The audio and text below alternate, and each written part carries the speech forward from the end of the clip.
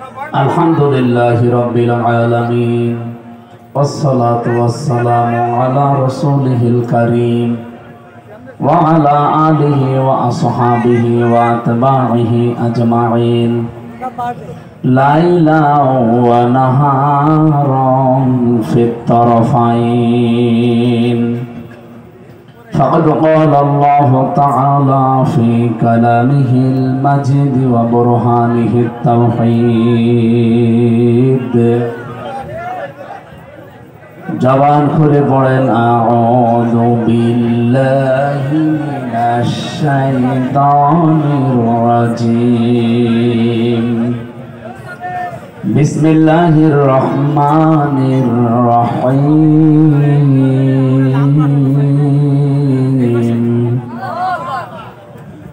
لن تنالوا البر حتى تنفقوا مما تحبون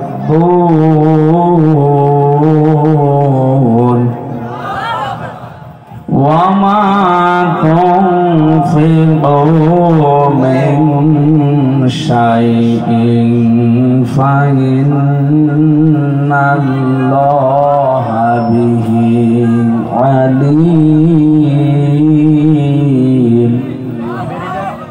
صدقت يا ربنا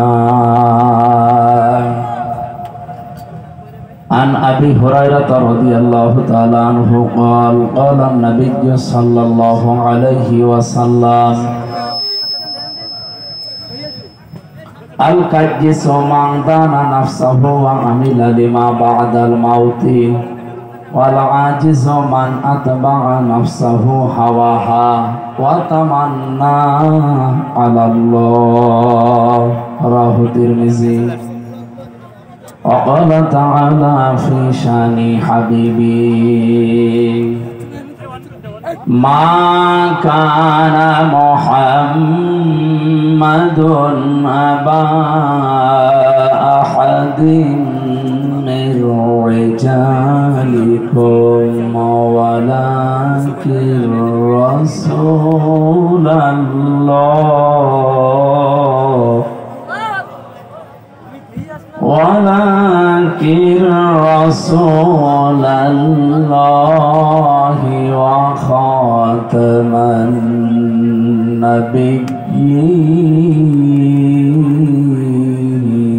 النبيين اللهم صل على سيدنا مولانا محمد وعلى آل سيدنا مولانا محمد الحمد لله سبحانك لا علم لنا إلا ما علمتنا إنك أنت العليم الحكيم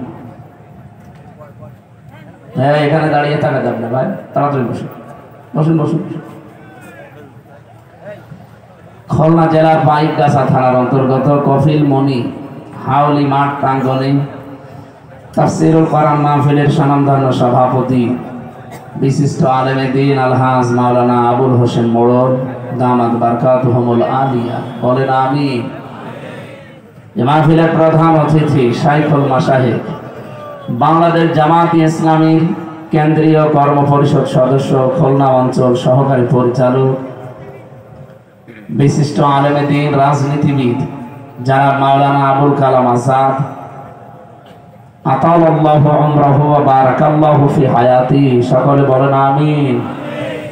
মাহফিলের বিশেষ অতিথি বাংলাদেশ জাতীয়তাবাদী দল বিএনপির পাইকগাছা উপজেলা শাখার সম্মানিত আহ্বায়ক বিশিষ্ট চিকিৎসাবিদ জনাব ডাক্তার মোহাম্মদ আব্দুল মজিদ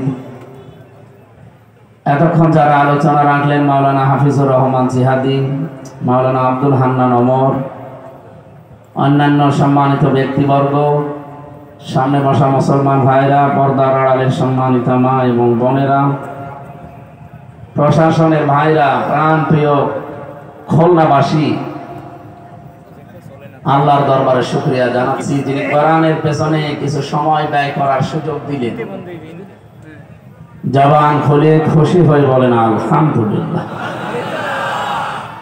তিরমিজি শরীফের হাদিস, নবীজি বলেন তিনটা জায়গায় যদি কেউ সম্পদ খরচ করে, সময় ব্যয় করে, কিয়ামতের দিন তার হিসাব আল্লাহ নেবেন। এক নম্বরে কোরআনে কারীম প্রসারে প্রসারে কায়েমে। কেউ যদি কোরআন শিক্ষায়, কোরআন প্রসারে, কোরআন কায়েমে এই তিনটা জায়গায় সম্পদ ব্যয় করে, সময় ব্যয় করে, কিয়ামতের দিন তার হিসাব আল্লাহর কাছে দেওয়া লাগবে। আপনি কি কথা বুঝতেছেন? কি বললাম আপনি টের পেয়েছেন? বাংলাদেশে বহু মানুষ আমরা কোরআন শিক্ষায় আমাদের সময় সম্পদ ব্যয় করতে রাজি আছি, কোরআন প্রসারে প্রসারে আমাদের সময় সম্পদ ব্যয় করতে রাজি আছি, কিন্তু কোরআন কায়েমে আমাদের সময় এবং সম্পদ ব্যয় করতে আমরা অনেকে রাজি না। এমনকি অনেক আলেম পর্যন্ত বলে না আমি কোনো ঝামেলা।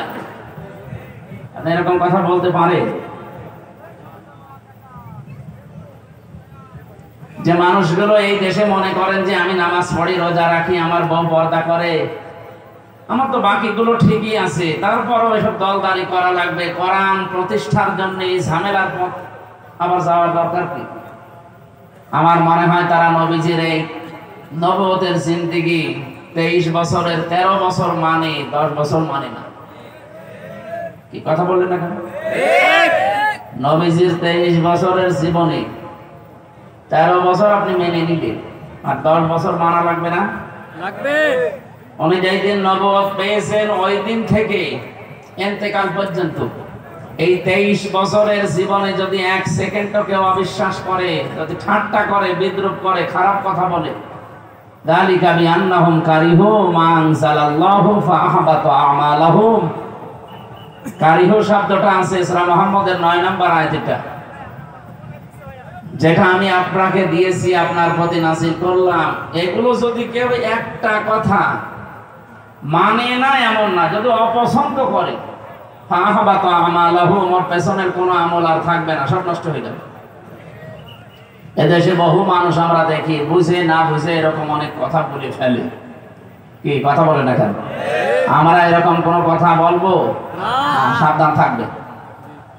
এটা তো আর এই মুখের কথা যে থুকু এরকম জিনিস না, এজন্য সাবধান হওয়া লাগবে। আল্লাহর কোন বিধান যেগুলো এই 23 বছরে নাযিল হয়েছিল, আপনি বলেন উনি এর আগেও 23 বছর চেষ্টা চালিয়েছিলেন, 17 থেকে 40 কত হয়?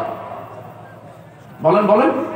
23 উনি 17 বছর থেকে হিলফুল ফজল গঠন করার মাধ্যমে 40 বছর একাধারে এই 17-23 বছর চেষ্টা চালালেন। শান্তি তো কাঙ্ক্ষিত মানের আনতে পারেননি, কিছুই হয় আর কিছু উপকার হয়েছিল মানব জীবনে। কিন্তু এই মানুষটা যখন 40 বছরে কোরআন পেলেন, এটা হাতে নিয়ে শুধু পড়ার ভেতরে সীমাবদ্ধ রাখেননি, শুধু প্রচারের ভেতরে সীমাবদ্ধ রাখেননি। তিনি যখন বললেন যে এটা আমি কায়েম করে দেখাতে চাই, এমনকি দেখিয়েও তিনি 10 বছর এটা দিয়ে রাষ্ট্র চালিয়েছেন। সর্বশেষ তিনি বলতে পেরেছিলেন খায়রুল কুরুনি করনি, আমার যুগ শ্রেষ্ঠ যুগ। এ কথা এমনি বলা যায়নি, 10 বছর এটা দিয়ে চালানো লেগেছে। তারপরে তিনি বলতে পেরেছিলেন খায়রুল কুরুনি করনি, যেটা প্রত্যেক জুমার দিন দ্বিতীয় খুতবা ইমাম সাহেবরা আমাদেরকে আরবিতে শোনায়। আমরা হয়তো আরবি ওইভাবে বুঝি না, এই জন্য কোনোদিন চিন্তা ভাবনা করি না। এইটাই বলে আরবিতে যে আমার যুগ শ্রেষ্ঠ যুগ। যেটার মাধ্যমে হয়েছিল ওইটার শিক্ষায় আপনি ব্যস্ত, ওইটার প্রচার প্রসারে ব্যস্ত, কিন্তু ওটা যে কায়েম করা লাগবে ওটার কথা শুনলে আপনার মাথায় আগুন ধরে যায়, উল্টা পাল্টা ভাবনা ভাবে, চিন্তা ভাবনা নিয়ে আসে। আপনার পেছনের আমল আছে। এজন্য সাবধান করলাম এরকম কোন কাজে যেন কেউ অন্তত জড়িত না হয়। আমি বহু আলেমকে বলতে শুনেছি এই 15.5 বছরে যে আমি নামাজ পড়ি, রোজা রাখি, আমার বউ পর্দায় থাকে, আমার ব্যবসা হালাল, আমি হজ করে এসেছি, ওই দল মল ঝামেলায় আমি নেই, আমি ভালো।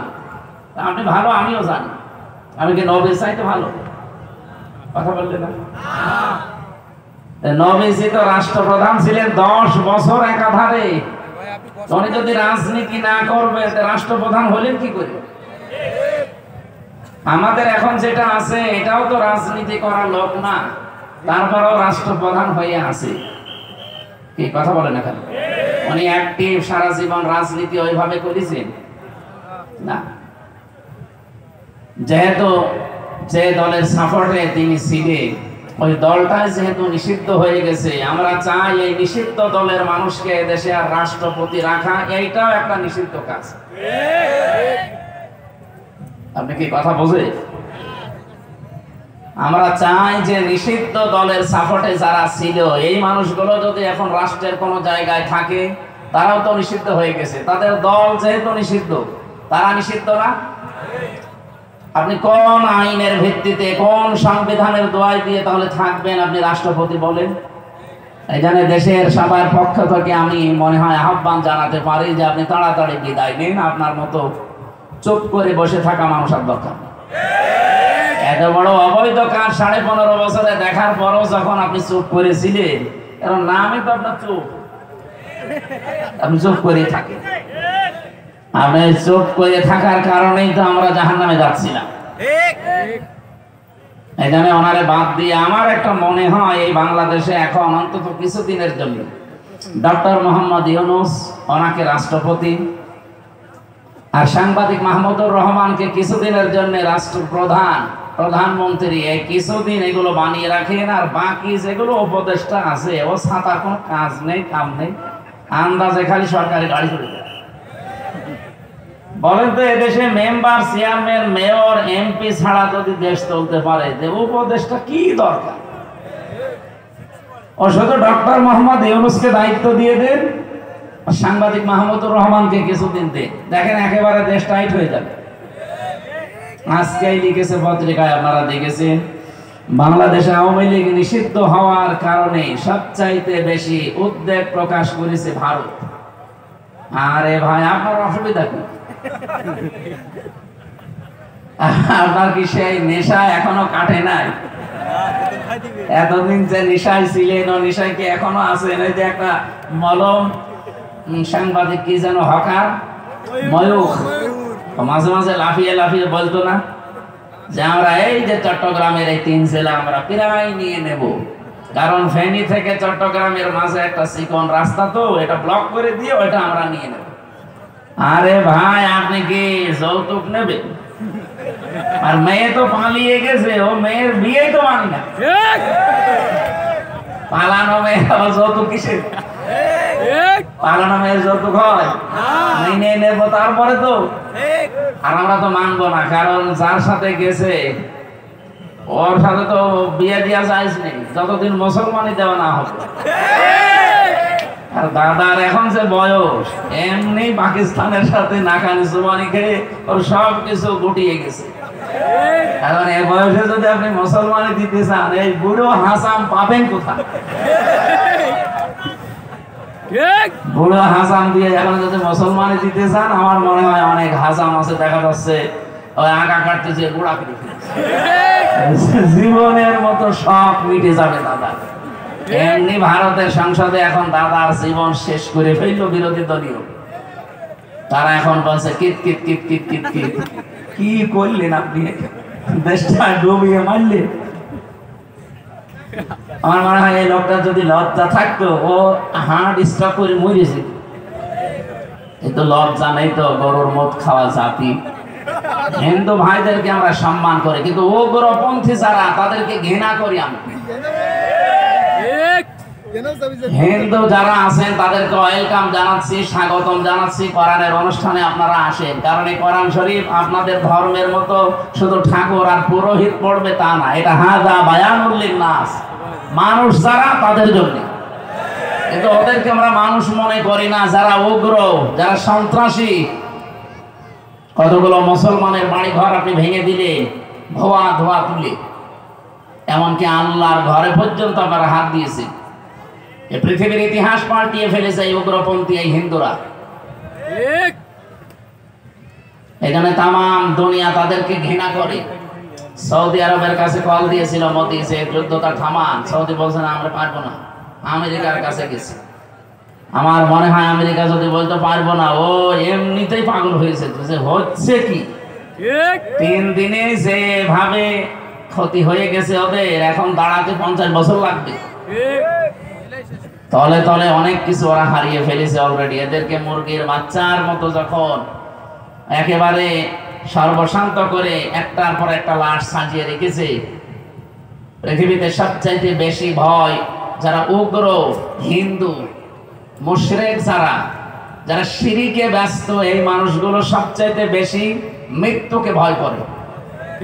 এটা আমি বানালাম না, আমি নিজে দেখেছি এবং কোরআনেরও এই কথা, ওয়ালা তাজিদান্নাহুম আহরাসান নাসি আলা হায়াতি ওয়া মিনাল্লাযিনা আশরাকু। হে নবী, লামে তাকিদ নুনে সাকিলা দিয়েছি, অবশ্যই আপনি দেখতে পাবেন এই পৃথিবীতে যারা মুশরিক, জীবনের প্রতি সবচাইতে বেশি আশঙ্কা এবং আসক্তি তাদের বেশি। আমাকে যখন এই 17, 18, 19, 20 সালে এলাকায় ঢুকতে দিত না, অধিকাংশ সময় আমি ভারতে থাকতাম। কলকাতা, আসাম, মিজোরাম, ত্রিপুরা দিয়ে বহু জায়গা আমি ঘুরেছি, ওদের সাথে মেশার সুযোগ আমি পেয়েছি। আমি দেখেছি সবচাইতে বেশি ভয় করে তারা মরণকে। যদি কোনো মুশরিককে আপনি একটু ভয় দেখাতে পারেন, ওই মেরে ফেলবো, কিন্তু ও আপনাকে বাপ না দুলা ভাই ডাকবে। এখানে যখন একটা একটা করে মরে যাচ্ছিল, তখন কিন্তু ভয় পেয়ে গেছে যে হচ্ছে কি।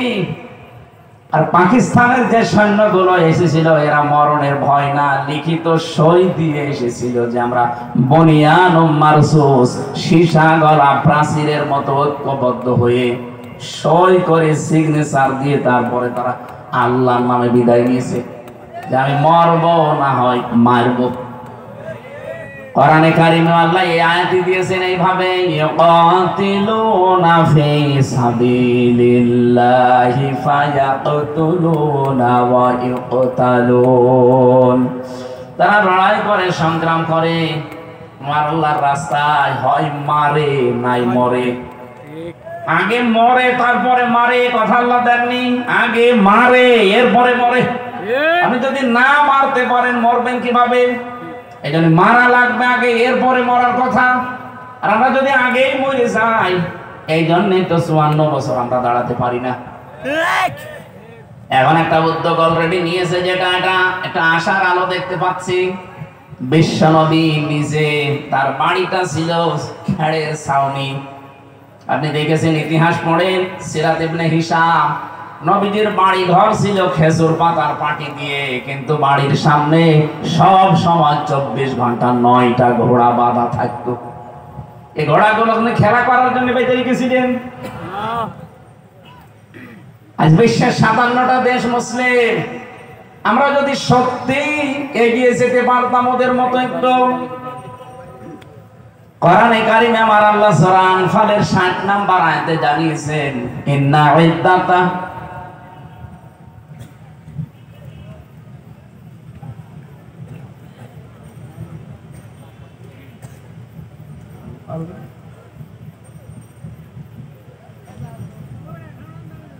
وَأَعِدُّوا لَهُم مَّا اسْتَطَعْتُم مِّن قُوَّةٍ وَمِن رِّبَاطِ الْخَيْلِ تُرْهِبُونَ بِهِ عَدُوَّ اللَّهِ وَعَدُوَّكُمْ إِلَى آخِرِ آيَاتٍ।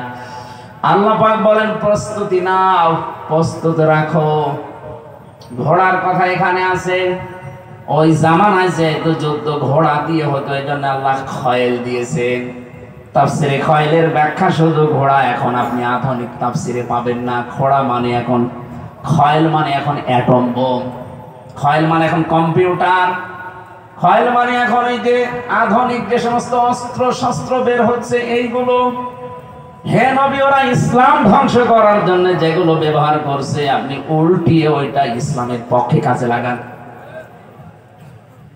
পাকিস্তান যতটুকু শক্তি উপার্জন করেছে, ইরান যতটুকু করেছে, তুরস্ক যতটুকু করেছে, বিশ্বের 57টা মুসলমানদের যদি এইভাবে এগিয়ে যেত, এই 54 বছরে আমাদের প্রতিবেশী নামে কলঙ্ক হয়ে আমাদেরকে দাবিয়ে রাখতে পারতো না।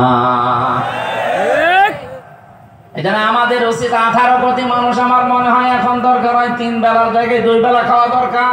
1 বেলা টাকা বাঁচান, রাষ্ট্রে জমা দিয়ে অন্তত রাষ্ট্রকে একটু স্বনির্ভর, একটু শক্তিশালী করে গড়ে তুলেন। 500টা যদি আমরা ওরকম নামি দামি রাফায়েলের মতো জিনিসপত্র কিনে রাখতে পারি, ওদিকে আমাদের 53-54 বছরে যাদের সাথে আন্দাজে শত্রুতা করে আসি, তাদের দোষ ছিল, সেগুলো 71 সালে মিটে গেছে। এই মানুষগুলো এবং এখানে এরা আর আশপাশে মুসলিম দেশগুলো সত্যি যদি একটু অ্যাক্টিভ হয়ে থাকে, আমি মালয়েশিয়া দেখলাম 2004 সাল থেকে তারা দাঁড়িয়ে গেছে। সিঙ্গাপুরে যারা আছে, একটা জোলা এলাকা, মাছ ধরে খায়, চারিদিকে সাগর, অথচ দেশটা দাঁড়িয়ে গেছে।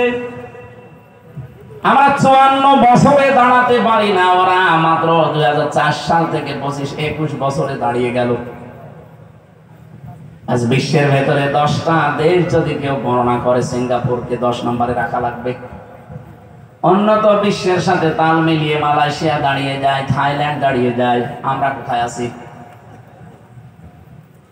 আমি যে কথা আপনাদেরকে বোঝাতে চাই এখান থেকে,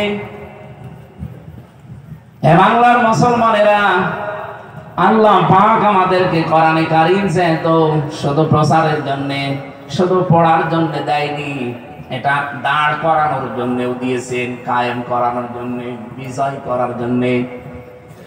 নবীজি আয়াতের পক্ষে একটা হাদিস বলছিলেন, মান করাল কোরআনা, যে ব্যক্তি কোরআন শরীফ পড়ে।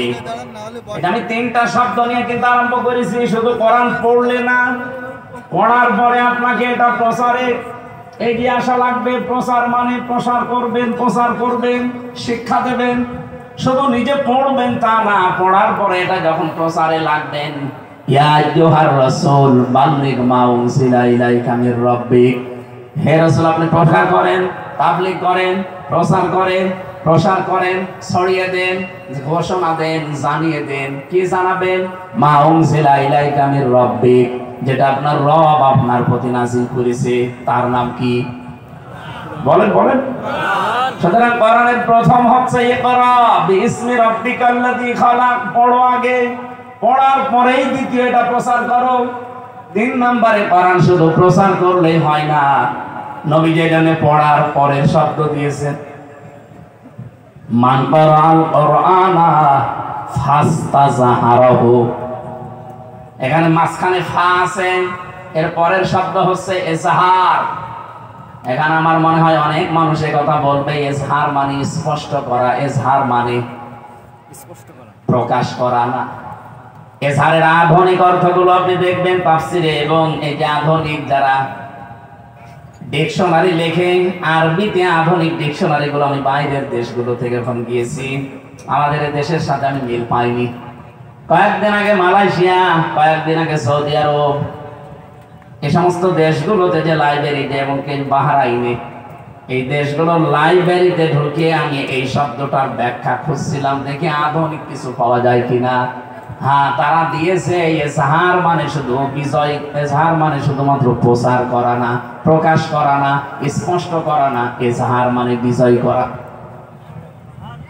ইজহার মানে আল্লাহর নবী এখানে জানাতে চেয়েছেন, যারা কোরআন পড়ে, কোরআন বোঝে, কোরআন প্রচার করে এবং কোরআনকে ইজহার করার চেষ্টা করে, ফাহাল্লা হালালাহু ওয়া হারামা হারামাহু, এর ভেতরে হালালকে হালাল জেনে আঁকড়িয়ে ধরে, আর হারামকে হারাম জেনে ছেড়ে দেয়।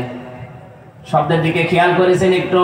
আমি আলেমদেরকে বলছি, 2 জায়গায় আপনি ফা পেলেন। এখানে কোন শব্দ আল্লাহ যেমন খেলা করার জন্য দেয়নি, নবীজিও কোন শব্দ অনর্থক বলেননি। মান করাল কোরআন দেওয়ার পরে ফাস্তাযহারাহু না দিয়ে ইজহার শব্দ দিয়ে আল্লাহর নবী কথা বলতে পারতেন। এত শব্দগুলো বৃদ্ধি করলেন কেন? ফাস্তাযহারাহু, এখানে তা আছে বেশি, ফা আছে বেশি। বাব অনুযায়ী আমরা জানি, আর গ্রামারে যে শব্দের সংখ্যা মানে অক্ষর যত বেশি বেড়ে যায়, তার গুরুত্ব তত বেশি বেড়ে যায়। এখানে আল্লাহর নবী শব্দগুলো বাড়িয়েছেন।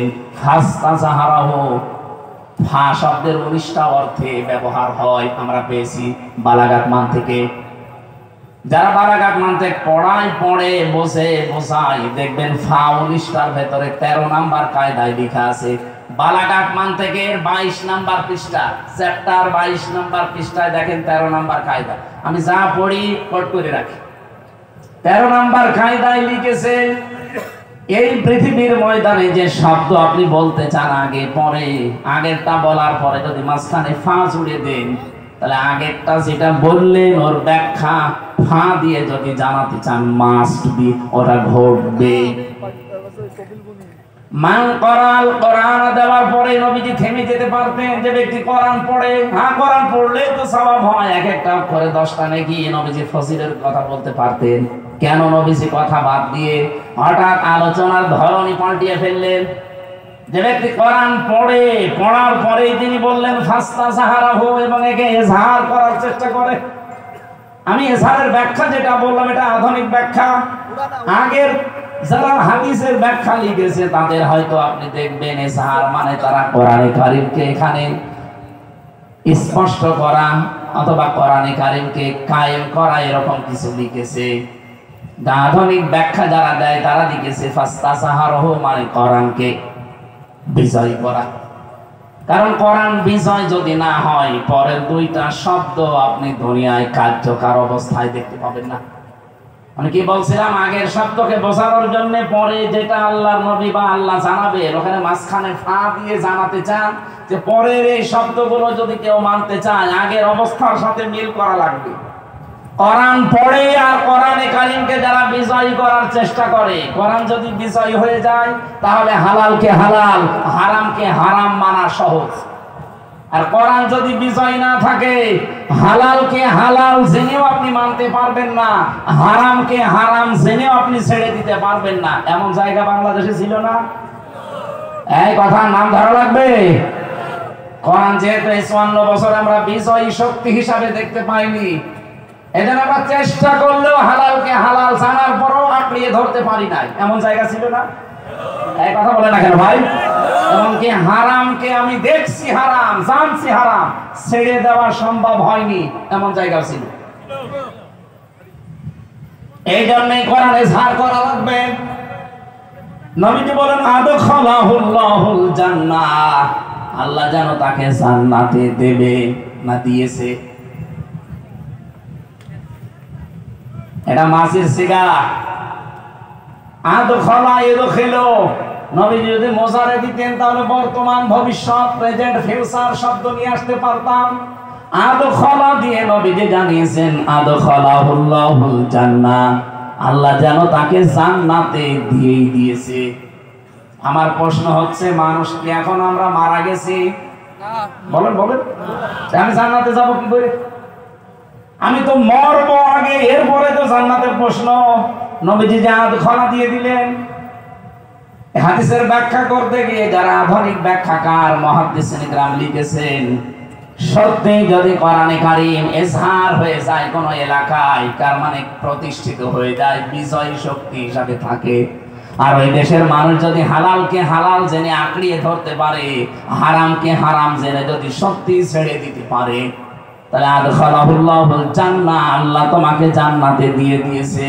তার মানে তুমি এমন একটা দেশ, এমন একটা সমাজ, এমন একটা পরিবার, এমন একটা এলাকায় বসবাস করবা, তুমি মনে করবা আমি জান্নাতে আছি।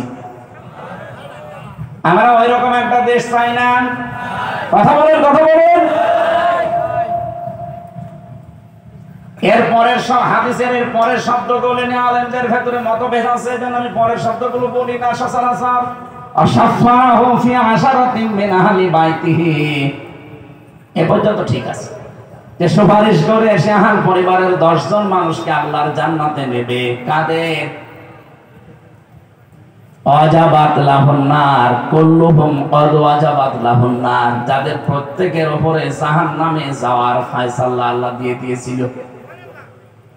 আপনি কত বড় কথা চিন্তা করলেন যে জাহান্নামে আপনি যাবেন। এরকম মানুষকেও যারা কোরআনে কারীম পড়ে, কোরআন যারা বোঝে, কোরআন যারা প্রচার করে, কোরআন যারা ইজহার করার জন্য, বিজয় করার জন্য সমাজে চেষ্টা চালায়, এই মানুষগুলো যখন হালালকে হালাল জেনে মারবে, হারামকে হারাম জেনে ছেড়ে দেওয়ার পরিবেশ পেয়ে যাবে, অত জান্নাতে যাবে।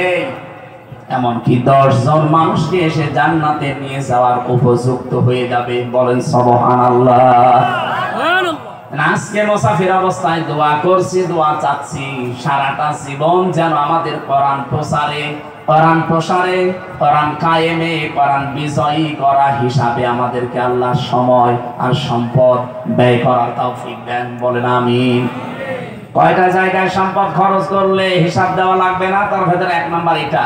সুতরাং যে সমস্ত আলেমরা এখনো মুখ বন্ধ করে আছে যে না ওসব ঝামেলা মার্কা আমরা নেই, আমরা শুধু পড়বো, বসবো আর প্রচার করবো। আজকে মাওলানা ফরিদউদ্দিন মাসুদের মূল্য নেই। মানুষ তার নাম শুনলেই কি আলিয়া, কি কওমি, কি এই দেশের মানুষ ঘৃণা করে কেন? লোকটা কোরআন পড়েছিল, কোরআন বুঝেছিল, কোরআন নিজে শিখিয়েছে, প্রচারও যতটুকু পারে দাঁড়ায়দের ভেতরে করেছিল, কিন্তু 4 নাম্বারটা আমি তার ভেতরে পাইনি। কোরআন প্রতিষ্ঠা করা লাগবে, কোরআন বিজয়ী করা লাগবে, কোনো ভূমিকা তার ছিল না। এমনকি যারা একটু ভূমিকা পালন করে তাদের তারা ফাঁসি চেয়েছে। কথা বলেন না কেন? এবার আমি একটা হায়াত বলছি কোরআনে কারীমের সূরা আরাফ 8 নাম্বার পারা 20 নাম্বার পৃষ্ঠার 3 নাম্বার লাইনের 83 নাম্বার আয়াত। যে কোন তাফসীর আপনি দেখতে পারেন এইটাই পাবেন। যে মানুষগুলো দুনিয়াতে বলে আমি কি নামাজ পড়ি না, ওই যে শামীম ওসমানের মতো আমি 72 রাকাত তাহাজ্জুদ পড়ি, এটা টাটকা মিথ্যা কথা। তাহাজ্জুদের নামাজ সর্বোচ্চ 8 থেকে 12 রাকাত, আপনি 72 রাকাত পড়েন কি করে? আর ওনার যা বয়স আপনি বলেন তো। আমার এই 33 বছর বয়স এখন, আমি তাই 4 রাকাত থেকে 6 রাকাত নামাজ পড়তে গেলে আমার পা ব্যথা করে। আর কত বড় তাহা মিথ্যা কথা আল্লাহর ওলি যে 72 রাকাত নাকি তাহাজ্জুদের নামাজ পড়তো। ইসলাম কি বানায় তো? তার মানে নামাজই পড়ে নাই, এক কথা বলছে না। খালি চাপার উপরে ছিল 15 বছর। আজ আর একটা চাপাবাজ দেখলাম ধরা পড়েছে, ডিম খাচ্ছে। এটা একটা টাটকা চাপাবাজ ছিল, সংসদও চাপাবাজি করতো।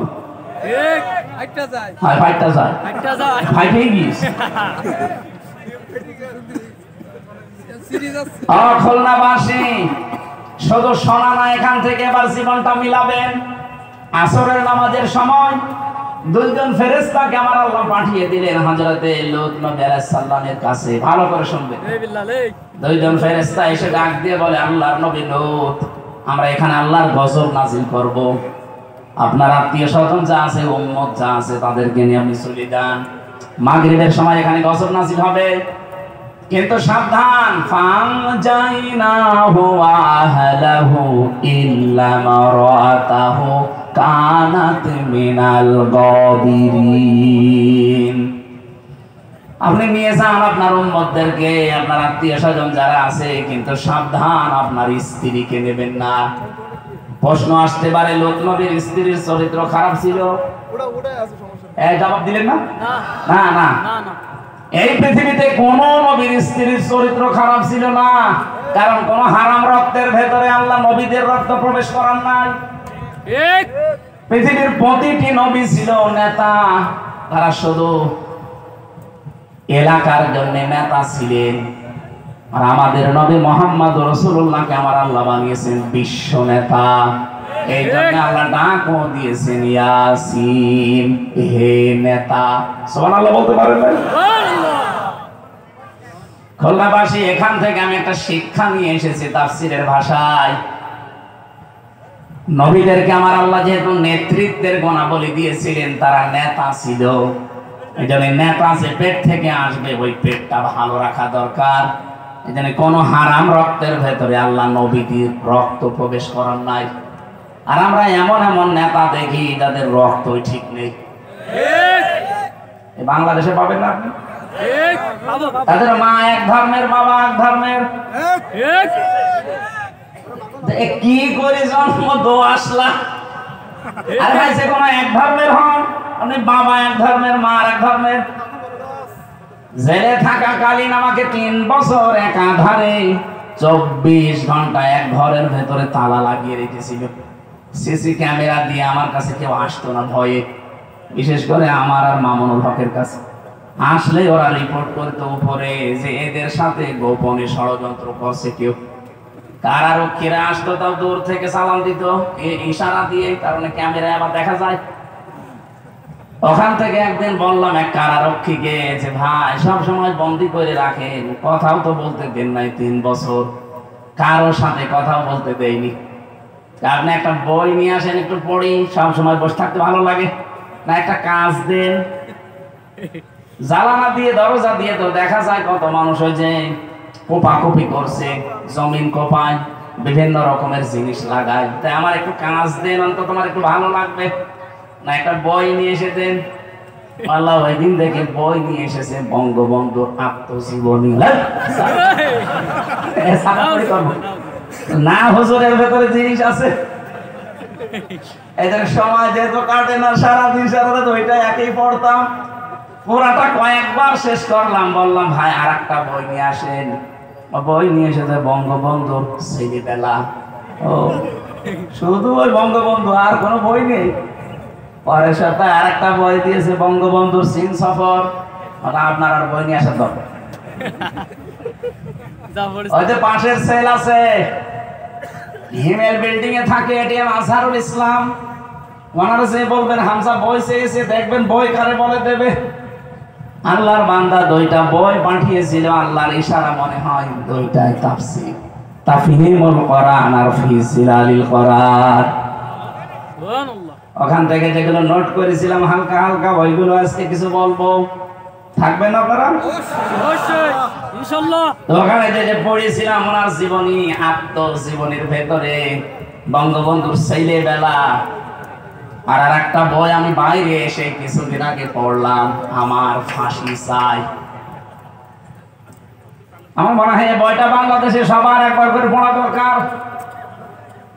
কথা বলছেন না কেন? কত মিথ্যা যে আমরা জানি, আর সত্য কি কিছুটা হলো আমার ফাঁসি চাই। মতিয়ার রহমান রেন্টু সাহেবের লেখা, এটা পড়লে আপনি কিছুটা আঁচ করতে পারবেন। এখানে আমি পড়ে দেখেছি যাদেরকে আমরা বিশ্ব নেতা বলে চালাতে চাই, এই মানুষগুলোর বাবা এক ধর্মের, মা আর এক ধর্মের। অথচ কোন নবীর রক্তকে আল্লাহ কোন হারাম রক্তের ভেতরে প্রবেশ করার নাই। এখানে নবীর স্ত্রীর চরিত্র, লূত নবী ভালো ছিল, তার চরিত্র খারাপ না, সে চরিত্রহীন ছিল না, কিন্তু তলে তলে সে চরিত্রহীন মানুষদেরকে সাপোর্ট করত। আল্লাহ পাক এই জন্য ইল্লাম রাতাহু দিয়েছেন যে তোমার স্ত্রীকে নেওয়া যাবে না। প্রশ্ন আসলো যে কেন? আমার স্ত্রী তো ভালো, সে চরিত্রহীন না, সে চরিত্র খারাপও তার না, কিন্তু চরিত্রহীনদেরকে সাপোর্ট করার কারণে আল্লাহ তাকেও ধ্বংস করে দিলেন। খুলনাবাসী বিবেকের কাছে প্রশ্ন করেন, অনেকেই বলে হুজুর আমি ভালো তো, আমার ব্যবসা হালাল, আমার বউ পর্দায় থাকে, আমি 5 ওয়াক্তের জায়গায় তাহাজ্জুদ মিলে 6 ওয়াক্ত নামাজ পড়ি, আমি হজ করে এসেছি, এটা আমিও জানি। কিন্তু বহু মানুষ এরকম আছে, তারা তলে তলে চরিত্রহীন মানুষদেরকে সাপোর্ট করে। এ খুলনায় নেই? বলেন, যারা চরিত্রহীন মানুষদেরকে সাপোর্ট করেছিলেন, আপনাকেও লূত নবীর স্ত্রীর সাথে জাহান্নামে যাওয়া লাগবে। নাই তো ওই মহিলার দোষ কি ছিল? সে তো নিজে ভালো, কিন্তু একজন খারাপ মানুষকে সাপোর্ট করে যদি জাহান্নামে যায়, সামনে যে সময় আসতেছে ইমানের উপরে পরীক্ষা আসবে, যাই আসুক না কেন আমরা কোনো খারাপ মানুষকে সাপোর্ট করব না, রায় দেব না। মাইয়াশফা শাফাআতান হাসানাতাই ইয়াকুল্লাহু নাসীবুম মিনহা ওয়া মাইয়াশফা শাফাআতান সাজ্জিআতাই ইয়াকুল্লাহু কিফলুম মিনহা ইলা আখির আয়াত। এটা সূরা নিসা 85 নাম্বার আয়াতে আছে, 5 নাম্বার পারার 10 নাম্বার পৃষ্ঠার 11 নাম্বার লাইনে আছে। তাফসীরে ফি জিলালিল কোরআনে ব্যাখ্যাটা পাবেন। কোন মানুষ যদি দুনিয়ায় একটা ভালো কাজে সাপোর্ট করে, সুপারিশ করে, রায় দেয়, ভোট দেয়, সমর্থন জানায়, পেছনে থাকে, ওই লোকটা ভালো কাজ করে যা পাবে আপনি শুধু সাপোর্ট করে তাই পাবেন। বাড়ি যেয়ে বলবেন সুবহানাল্লাহ। কোন মানুষ যদি দুনিয়ায় অন্যায় কাজ করেন আর অন্যায় কাজে আপনি যদি সাপোর্ট করেন, ওই যে ওই মহিলার মতো অন্যায় কাজ করে যদি জাহান্নামে যায়, আপনি সাপোর্ট করে রায় দিয়ে পেছনে থেকেও জাহান্নামে যাওয়া লাগবে। যা করবে আপনি ওইটার ভাগাভাগি হিসাবে পেয়ে যাবেন। কিয়ামতের ময়দানে আয়াতের তাফসীরে আমি নিজে পড়েছি, বহু মানুষ এমন উঠবে তাদের আমলনামায় হজের সওয়াব লেখা থাকবে। বলবে রব্বুল আলামিন, আমি যে অবস্থায় ছিলাম দুনিয়ায় আমি হজ করিনি, তোমার ফেরেশতারা হজের সওয়াব লিখেছে, এটা মনে হয় ভুল করে ফেলেছে। আল্লাহ পাক বলেন, বান্দা আমিও জানি তুমি হজ করনি। এমন মানুষকে সাপোর্ট দিয়েছিলে, রায় দিয়েছিলে, যে লোকটা ক্ষমতায় যে হজে যাওয়ার যত কার্যক্রম সহজ করে দিয়েছিল। আমাদের পাশের রাষ্ট্র ভারত, এখান থেকে হজে যেতে যা লাগে তার 4 গুণ বেশি টাকা লাগে আমাদের শুধু বর্ডার পার হওয়ার কারণে। কেন এত বেশি লাগবে কেন? মালয়েশিয়াতে আমি সেই দোকানে যে আমার এই কাপড়গুলো সেলাই করছিলাম, ওই দোকানে 3টা দেশের লোক পেলাম আমি।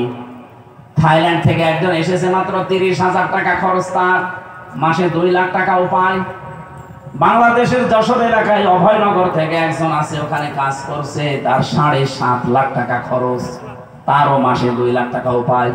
পাকিস্তান থেকে একজন এসেছে, তার উপায়, তার খরচ হয়েছে 2,20,000 টাকা বাংলাদেশি টাকায়, তারও উপায়। ওই দর্জির দোকানে 4 জনে কাজ করছে, তারও উপায় মাসে 2 লাখ টাকা। ভারত থেকে একজন গেছে, তার খরচ হয়েছে 1,20,000, 1,20,000, 2,20,000 আর মাত্র 30,000। আর আমাদের বলেন 7.5 লাখ, অথচ 4 জনের উপায় কিন্তু 2 লাখ করে প্রতি মাসে মাসে। আপনি হিসাব করে বলেন তো, এটা বৈষম্য না? কথা বলেন না কেন? কত বড় বৈষম্য! আমি 7.5 লাখ টাকা খরচ করে আমার উপায় মাসে 2 লাখ, আর ওই লোকটা মাত্র 30,000 টাকা খরচ করে মাসে 2 লাখ। কেউ 1,20,000 টাকা খরচ করে দাদাদের দেশ থেকে গিয়েছে, তারও 2 লাখ। পাকিস্তান থেকে 2,20,000 আসে, তারও 2 লাখ। ওনারে বললাম যে ভাই এত ডিফারেন্স কেন খরচ? অথচ বাংলাদেশ, আমরা ভারতের আর আমরা তো পাশাপাশি। কলকাতা থেকে একজন যদি যায়, আর এই যশোর থেকে খুলনা থেকে একজন যদি যায়, রাস্তা প্রায় সমান সমান, মালয়েশিয়ার সমান না? এত খরচ বেশি কেন? সেখানে 3 জন টাকা খায়, সালমান এফ রহমান আর শেখ হাসিনার ছোট বোন রেহেনা, আর একজন মন্ত্রীর নাম বললো। এই 3 জন এখানে ভাগ বসায়। খরচ আমাদের ওই 1,20,000 হলে আমরাও আসতে পারি, বাকি এই 5.5 লাখ 6 লাখ টাকা আল্লাহর ওলি দেখায়।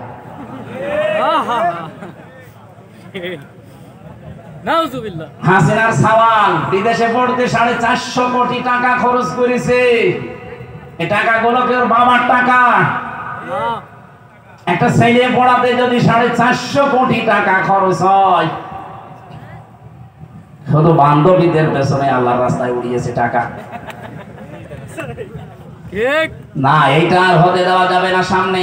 এই জন্যই তো কালাম ভাই এই কথা তুলে ধরেছিলেন। আরে ভাই, আপনি এমন মানুষকে কেন সাপোর্ট করবেন যে লোকটা ক্ষমতা যে 620টা বাড়ি বানাবে? জনগণের জন্য যদি এই লোকটা কাজ না করে, ঘাড়ে ধাক্কা দিয়ে বের করে দেবেন, কোনো অসুবিধা নেই। এমন মানুষ আমরা সামনে পাঠাতে চাই, আমার এই সুপারিশে, আমার এই রায়ে, আমার এই ভোটে ও যেন ভালো কাজ করে, হজের পক্ষে কাজ করবে, নামাজের পক্ষে কাজ করবে, যাকাতের পক্ষে কাজ করবে। ও যাকাত দিয়ে যে সওয়াব বাংলাদেশে মানুষ পাবে, আমি একটা রায় দিয়ে সমর্থন জানিও একই সওয়াব পাবো।